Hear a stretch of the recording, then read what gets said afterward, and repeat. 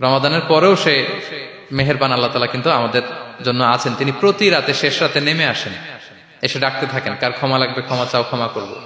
কে বিপদে পড়েছ বলো, আমি উদ্ধার করব। তো তিনি আরশের উপর থেকে প্রথম আসমানে নেমে আসলেন দেওয়ার জন্য। আমি ঘুম থেকে জাগতে পারলাম না, নেয়ার জন্য। এটা হইল? প্রাইম মিনিস্টার আনোয়ার ইব্রাহিম আমাকে একটা অ্যাওয়ার্ড দিবে, লেটস সে হোটেল ইন্টারকন্টিনেন্টাল, উনি এসে বসে আছে, বাট আমি যেতে পারিনি। এটা হয় না। আল্লাহ তাআলা প্রতি রাতে শেষ রাতে এসে বলেন কার কি লাগবে দাও। তিনি নেমে আসেন বা বিশেষ মনোনিবেশ করেন প্রথম আসমানে এসে, কিন্তু আমরা যে নিব সেই সময়টুকুন আমাদের হয় না। আমরা এতটা গাফেল যেন না হই, আমরা যেন একটু পুশ করি। বড় কিছু পেতে হলে নিজেকে পুশ করতে হয়, এক্সট্রা একটা ড্রাইভ দিতে হয়। সম্মানিত শুধু 17টা দিন কি করলাম একটু রিভাইজ করি, যোগ বিয়োগ করি নিজের সাথে নিজে, যে প্ল্যানটা নিয়ে রমাদান শুরু করলাম ওইরকম কিয়ামুল লাইল করতে পারলাম কিনা, ওইরকম চ্যারিটি করতে পারলাম কিনা, রেসাইটেশন করতে পারলাম কিনা, একটু যেন নিজের সাথে নিজে বোঝাপড়া করি, একটু যেন রিভাইজ করি এবং নিজেকে যেন একটু পুশ করি। সম্মানিত শুধু এই ছিল সংক্ষিপ্ত আলোচনা। আমি 30 সেকেন্ডসে পুরো আলোচনাটা আবার একটু যারা পরে এসেছেন একটু রিভাইজ করে নেই। আমি শুরুতে এভাবে শুরু করেছিলাম যে রমাদান এটা হচ্ছে it's a month of hope, এটা আশা জাগা নিয়ে একটা মাস। এই মাসের যে রহমত বরকতের যত যত হাদিস কোরআনের আয়াতগুলো আমরা বলেছি, এগুলো শুনলে আমাদের মধ্যে একটা আশা জাগে, আশাবাদী হয়ে ওঠে যে আমার এই মাস আমার মুক্তির মাস, আমি মুক্তি পাবো। কিন্তু at the same time it's the month of warning, এটা আবার সতর্কতার মাস। রাসূলুল্লাহ সাল্লাল্লাহু আলাইহি ওয়াসাল্লাম বলেছেন রোজা রেখে যে মিথ্যা ছাড়লো না, পাপ ছাড়লো না, তার ধ্বংস। আবার 3 বার তিনি আমিন বলেছেন। বেসিক্যালি এটা একটা বদদোয়া যে মান আদরাকা রমাদান ওয়া লাম ইগফার লাহ, যে রমাদান পেয়েও নিজের গুনাহ ক্ষমা করতে পারলো না, তার ধ্বংস।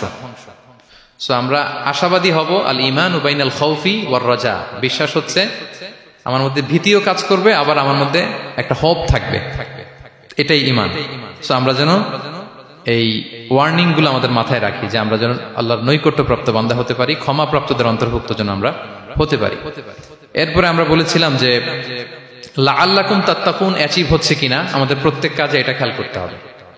আমাদের সম্মানিত ইউসুফ স্যার খুব সুন্দর করে এটা বলেছেন যে আল্লাহর সচেতনতা, আল্লাহর ভয়, to build up the sense that Allah is watching me, এই সেন্সটা আমার সব কাজের মধ্যে থাকতে হবে। যদি লাআল্লাকুম তাত্তাকুন অ্যাচিভ হয়, সাকসেসফুল, একটা সাকসেসফুল প্রোডাক্টিভ রমাদান আমরা কাটাচ্ছি। আর যদি লাআল্লাকুম তাত্তাকুনের সমস্যা, তার মানে we have to revise hour schedule, যাতে করে আল্লাহর এই সচেতনতা আমরা বিল্ড আপ করতে পারি। এরপর আমরা বলেছি যে আমরা সংযমটা যাতে এনশিওর করি, রমাদানের যে সংযম, নিজের প্রবৃত্তির উপর আমরা বিজয় লাভ করি। সারা বছর প্রবৃত্তি জিতে, রমাদানে আমরা জিতি। এরপর আমরা চ্যারিটির কথা বলেছি। রাসূলুল্লাহ সাল্লাল্লাহু আলাইহি ওয়াসাল্লাম খুব জেনারাস হয়ে যেতেন রমাদানে, আমরা যেন আমাদের দানের হাতকে আরো প্রশস্ত করি এবং রমাদানে আমাদের কমিউনাল স্পিরিট চলে আসে, আমাদের বেসিক্যালি একটা সেলফ ট্রান্সফরমেশন হয়। অনেক বদ অভ্যাস আমরা রমাদানে ত্যাগ করি, বাকি মাসেও যেন এটা আমরা কন্টিনিউ করি।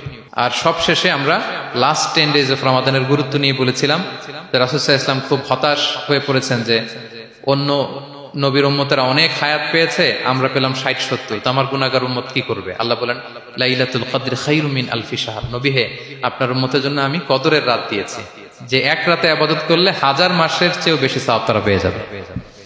সো এই কদরের রাত যেন আমরা মিস না করি।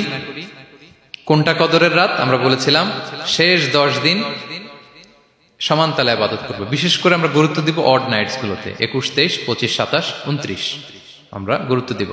এবং রাসূল সাল্লাল্লাহু আলাইহি ওয়াসাল্লাম বলেছেন মান হুরিমা খায়রাহা ফাকাদ হুরিম, যে কদরের বরকত মিস করলো সে বঞ্চিত, সে হতভাগা, হি ইজ দ্য লুজার।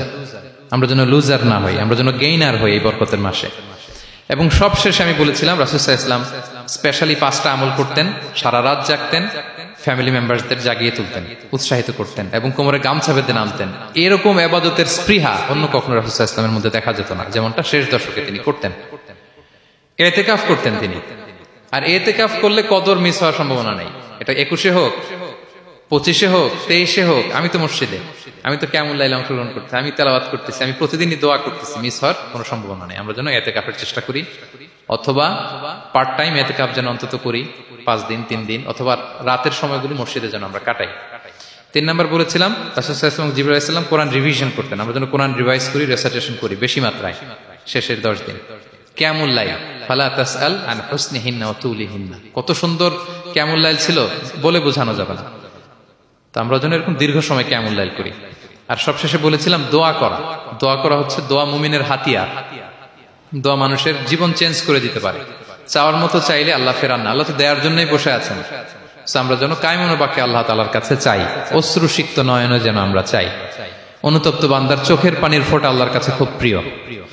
2 ফোঁটা আল্লাহর কাছে সবচেয়ে প্রিয়, জিহাদের ময়দানে মুজাহিদের রক্তের ফোঁটা আর অনুতপ্ত বান্দার চোখের পানির ফোঁটা।